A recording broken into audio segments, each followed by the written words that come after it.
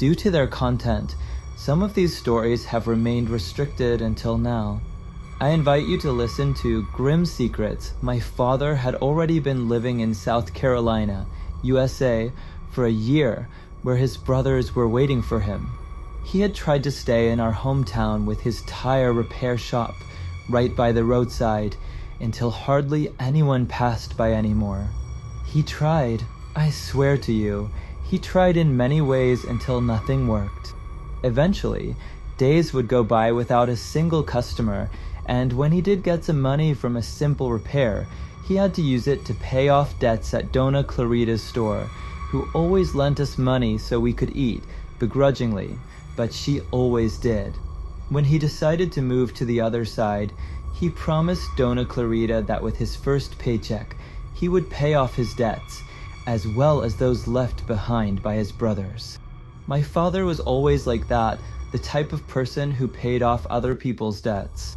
That night when he left, I remember I didn't want to say goodbye. EP down, I was very angry with him. I had been on a school trip, and we arrived back at 5 p.m. My father was waiting at home to leave, but I called from a friend's house to say we were running late and that we would be home a couple of hours later. I didn't get home until 8 p.m., knowing my father couldn't wait that long. He had already left by then. Later, I started to feel sadness and remorse for not being there to wish him a good journey, but I wanted him to know that deep down, I didn't agree with his decision. Neither my sister nor I were asked what we thought about it. My sister was 10 years younger than me, so she was even less likely to be consulted. I missed him a lot, but I would forget about it when I was with my friends. My mom spent her time taking care of my sister, who, due to an illness at the time, couldn't walk much and needed constant assistance. I looked after her in the mornings, but at night, it was my mom's job. Looking back, I ask that you consider my imatu. Righty when you judge me. I was a stubborn teenager, and I don't feel proud of the version of myself I see in my memories. My best friend and I were always wandering around the town. She was very beautiful, which made us extremely popular. I was popular by association, and we were invited everywhere. Everyone wanted to be our friend, well, her friend, and by consequence, mine too. That's how we started hanging out with Rodrigo and Fidel. Rodrigo was one of the most handsome guys I knew and the most charming in town, although he was a bit overweight. I was surprised when I realized they approached us because Rodrigo liked me, and by association, Cece unintentionally fell for Fidel. She completely fell in love with him. We would spend all our time with them and their group of friends. One day, they invited us to an interesting party at an abandoned ranch. There were many rumors about that place. Some said its inhabitants had left one night without warning anyone, leaving no trace or sign of where they had gone. Another version was that the narcos had taken them away because they owed them something. Some people around here believe that when bad things happen to people, it's because those people aren't good, that they must have had debts or were involved in shady business. It's easier to think that way than to accept that we're all at risk when it comes to organized crime. The four of us went to the party, but the atmosphere was heavy. The place already felt strange, as if something terrible had happened there. We also felt as if something was watching us at all times, as if there was something there, as if that group of friends wasn't exactly trustworthy. We weren't drinking, and I suppose that's why we were the only ones who noticed it. Everyone else seemed to be having a good time, so we left as soon as we could. At that moment, I swear I attributed the vibe we felt to the violence in the area, not to anything paranormal. But I have to clarify that the town where I live is known for three things that most people have left over the years, that half the population ends up involved with the narcos either by choice or by force, and the third, perhaps the most important, is that we are known for our witches. However, they don't walk among us. They don't mingle with ordinary people. Our witches live up in the mountains, in places that are hard to reach, not because there's no path, but because only those they choose can find it. Occasionally, you see luxury trucks with important people heading up there, disappearing without leaving a trace of where they went. The witches here never let themselves be seen. Growing up, you think they're just stories made up by adults to scare us, until you grow older and start to understand. But back then, we didn't understand anything. After the party, it was still early, and we had permission to stay out quite late. So, someone suggested we go for a walk to the old cemetery, just to see what we could find, just for fun. At that age, it sounded very exciting, so we headed there, about 2 kilometers from the ranch. Rodrigo turned off the lights long before we arrived and rolled slowly to the gate, just in case anyone else was wandering around and wouldn't see us arrive. But by then, nobody went there anymore. The cemetery was older than the town itself, and the people who might have remembered those buried there had long since passed away too. There was no gate. We walked in, and although it felt strange to be there at night, it wasn't as terrifying as we had imagined until we saw her, a woman unnoticed, about 40 meters from us. Fidel gathered us and spoke very quietly. We walked a bit to hide behind a tombstone and watch her from there. "Do you know who she is?" he asked, knowing we didn't have the answer. "For the first time, you're seeing a witch from the mountains." My sister had already told me that sometimes they come down here to get cemetery soil because their own soil is no good. "Their own?"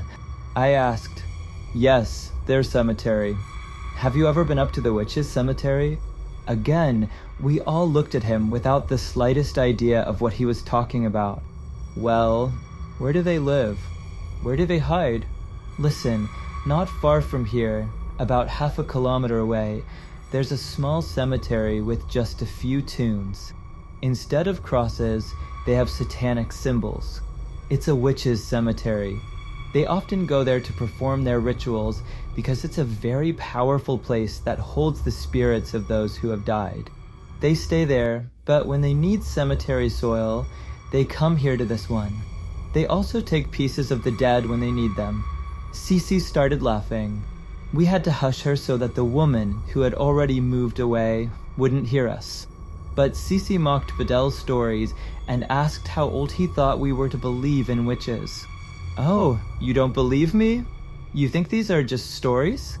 Fine, let's follow her. I'm telling you, I know where she's going. Let's go."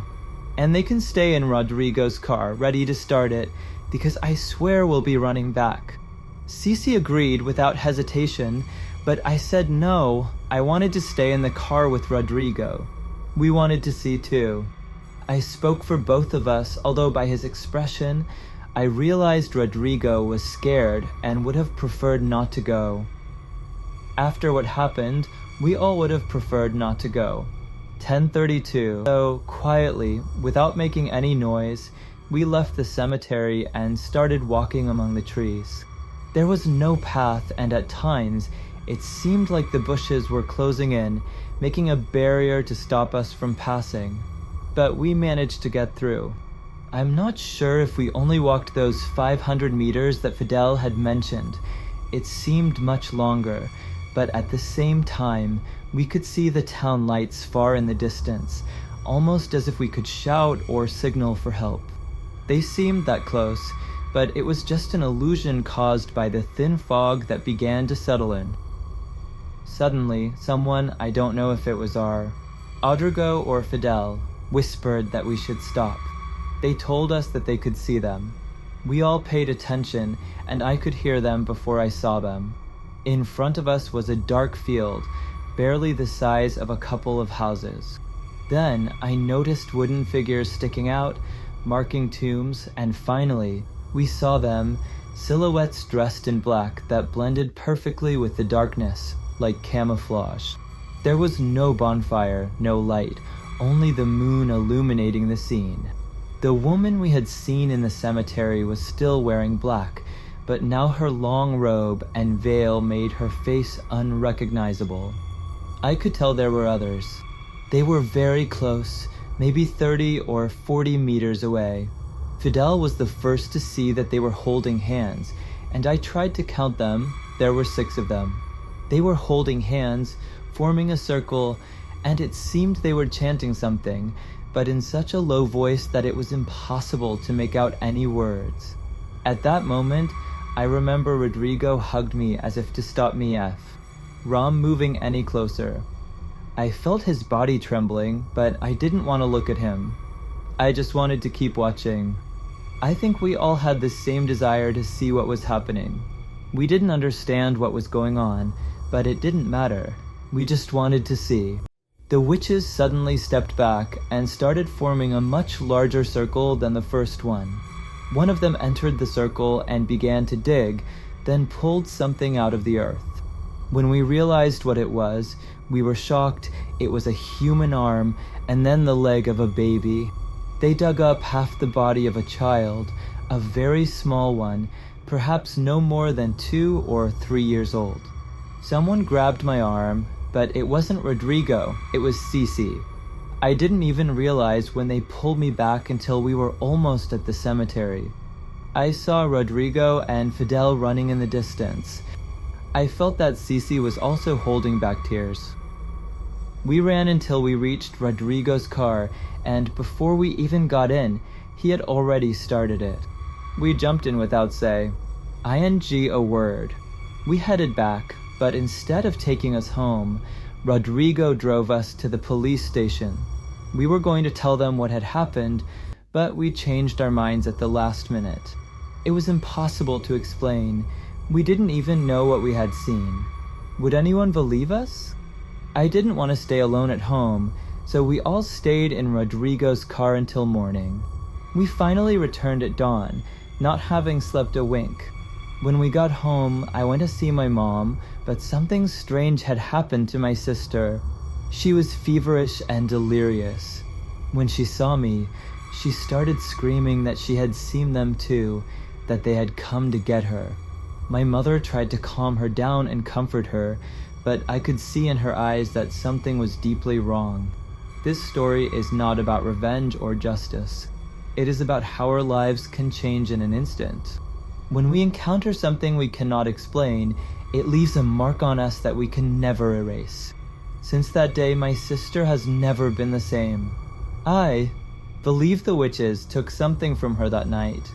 Some people might say it's just coincidence, that what we saw was some kind of hallucination or a nightmare, but I know what we saw.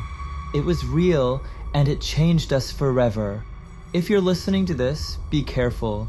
There are things out there that we cannot understand, things that we should not meddle with.